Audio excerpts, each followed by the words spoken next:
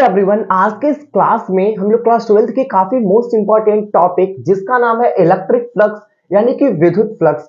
आज के इस क्लास में हम लोग बिल्कुल प्रॉपर तरीके से विद्युत फ्लक्स को समझने वाले हैं। आज का ये क्लास आप सभी क्लास 12th वालों के लिए बहुत ही ज्यादा इंपॉर्टेंट होने वाला है। वीडियो पे आप सभी इन तक बने रहना एंड वीडियो को अभी तक आप सभी ने लाइक नहीं करा तो फटाक से वीडियो को लाइक एंड साथ में चैनल को सब्सक्राइब एंड बेल आइकन को प्रेस। आइए शुरू करते हैं। दोस्तों हम लोग समझने वाले हैं इलेक्ट्रिक फ्लक्स को, ठीक है। इलेक्ट्रिक फ्लक्स को समझने वाले हैं आज के इस क्लास में। सबसे पहले हम लोग बात करेंगे इसके डिफिनेशन पे, राइट।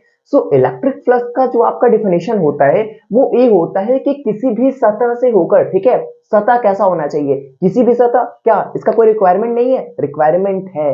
वो जो आपका सतह होना चाहिए वो आपका सतह होना चाहिए क्लोज, ठीक है। यानी कि आपका जो सतह है ना वो आपका सतह बंद होना चाहिए, राइट। अगर आपका सतह खुला है यानी कि अगर आपका जो सरफेस है वो ओपन है तो वहां पे विद्युत फ्लक्स काम नहीं करेगा, ठीक है। तो विद्युत फ्लक्स के लिए रिक्वायरमेंट है कि आपका जो सतह है वो बंद होना चाहिए, एकदम परफेक्ट पूरी तरीके से बंद होना चाहिए, तभी आपका यहाँ पे विद्युत फ्लक्स काम करेगा, वरना काम नहीं करेगा। किसी भी सतह से होकर गुजरने वाली, ठीक है, कैसी सतह? बंद सतह। किसी भी बंद सतह से होकर गुजरने वाली विद्युत बल रेखाएं, अब विद्युत बल रेखाएं क्या होती है? विद्युत बल रेखाएं या फिर विद्युत क्षेत्र रेखाएं कह लो, ठीक है।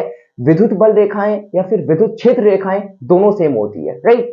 विद्युत बल रेखाएं की संख्या विद्युत फ्लक्स कहलाती है। यानी कि किसी भी सतह कहने का मतलब बंद सतह। मान लो यहाँ पे मैं बना रहा हूं एक सर्कल, ये हमारा बंद सतह है, राइट। ये पूरी तरीके से आपका बंद होना चाहिए। मान लो हमारा बंद सतह है और इससे होके गुजर रही है विद्युत क्षेत्र रेखाएं, ठीक है।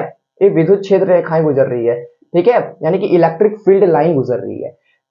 ये जो number of electric field of line है ना, यही आपका इलेक्ट्रिक फील्ड कहलाता है। यानी कि इस बंद सतह से होकर जितने विद्युत क्षेत्र रेखाएं गुजरेगी उसकी संख्या, ठीक है, उसकी संख्या आपका इलेक्ट्रिक फ्लक्स यानी कि विद्युत फ्लक्स कहलाता है, ठीक है जी। यानी कि यहां से अगर मैं आपसे पूछूं कि ये हमारा क्लोज सरफेस है, इससे होके विद्युत क्षेत्र रेखाएं कितनी गुजर रही है? 3 गुजर रही है। यानी कि विद्युत फ्लक्स की जो वैल्यू है ना, जो विद्युत फ्लक्स की वैल्यू है वो यहां से हो जाएगी 3, राइट। ये सब चीजें हैं आपके इलेक्ट्रिक फ्लक्स में। और अब आइए इससे कुछ इंपॉर्टेंट चीजें समझते हैं इलेक्ट्रिक फ्लक्स के बारे में, और ज्यादा डिटेल में हम लोग चलते हैं। इलेक्ट्रिक फ्लक्स को हम लोग डिनोट करते हैं जी फाई से। किस चीज से डिनोट करते हैं? इलेक्ट्रिक फ्लक्स को हम लोग फाई से डिनोट करते हैं, ओके। और जो इलेक्ट्रिक फ्लक्स है ना आपका, यह एक आपका स्केलर क्वांटिटी है, राइट। स्केलर क्वांटिटी है, यानी कि अदिश राशि है आपका। कौन? इलेक्ट्रिक फ्लक्स, ठीक है। यानी कि विद्युत फ्लक्स आपका एक स्केलर क्वांटिटी है, ओके। अब आइए इसकी फॉर्मूला की बात कर ली जाए। एक चीज तो क्लियर हो गई कि इसे हम लोग फाइव से डिनोट करते हैं, और फाइव बराबर जो हमारा फॉर्मूला होता है वो होता है E इंटू ए, ठीक है। E इंटू ए आपका वेक्टर फॉर्म में होता है। वेक्टर यहां पे क्यों नहीं लगा? वेक्टर फाइव के ऊपर वेक्टर क्यों नहीं लगा? बिकॉज जो आपका इलेक्ट्रिक फ्लक्स है वो आपका एक स्केलर क्वांटिटी है, इसी वजह से फाइव के ऊपर यहाँ पे वेक्टर नहीं लगा। फाइव बराबर E इंटू ए आपका वेक्टर फॉर्म में है, राइट। और वेक्टर फॉर्म में जब आप इसे हटाओगे, ठीक है, जब आप इसे वेक्टर फॉर्म से हटाओगे तो आपके सामने फॉर्मूला मिलेगा ई ए कॉस थीटा। ई ए कॉस थीटा, ए आपका फॉर्मूला होता है इलेक्ट्रिक फ्लक्स का, ठीक है। ये आपका विद्युत फ्लक्स है। अब इसका एसआई यूनिट के बारे में बात कर ली जाए। इसका एसआई यूनिट क्या होता है? इसका जो एसआई यूनिट होता है वो होता है वोल्ट इंटू मीटर, ठीक है, यानी कि वोल्ट मीटर। इसका एसआई मात्रक क्या होता है? Volt meter. एक चीज हमेशा कंफ्यूज करता है स्टूडेंट को, वो है कि विद्युत क्षेत्र की तीव्रता का एसआई यूनिट और विद्युत फ्लक्स का एसआई यूनिट। तो याद रखना, विद्युत फ्लक्स का एसआई यूनिट हमारा वोल्ट इंटू मीटर होता है, लेकिन विद्युत क्षेत्र की तीव्रता का एसआई यूनिट वोल्ट बटा मीटर होता है, ठीक है। ये जो आपका वोल्ट बटा मीटर है ये आपका विद्युत क्षेत्र की तीव्रता का होता है फॉर्मूला, और ये वोल्ट इंटू मीटर हमारा विद्युत फ्लक्स का होता है। क्लियर है आपको? अब आइए इसके डायमेंशन की हम लोग बात कर लेते हैं।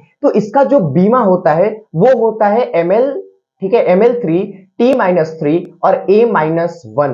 ये आपका डायमेंशन है इलेक्ट्रिक फ्लक्स का, और वोल्ट इंटू मीटर आपका एसआई यूनिट है इलेक्ट्रिक फ्लक्स का। इलेक्ट्रिक फ्लक्स के बारे में हमने काफी कुछ चीजें सीख ली, ठीक है। और अब मैं आपसे पूछता हूं कुछ क्वेश्चंस एकदम नॉर्मल, ठीक है। जैसे कि मान लो यहाँ पे हमारे सामने कोई सतह है, ठीक है, इस तरीके का मैंने सतह बनाया, और इससे होके मान लो विद्युत क्षेत्र रेखाएं गुजर रही है, ठीक है। और मैं आपसे पूछ रहा हूं कि यहाँ पे आप फाई का वैल्यू बताओ, यहाँ पे फाई का वैल्यू बताओ। तो फाई का वैल्यू आप कैसे बताओगे? ठीक है, यानी कि किसी भी सतह से होकर गुजरने वाली विद्युत क्षेत्र रेखाएं की संख्या। तो विद्युत क्षेत्र की रेखाएं की संख्या कितनी गुजर रही है? 1 और 2। तो यहां से फाई का वैल्यू आप 2 कहोगे, जी बिल्कुल कहोगे।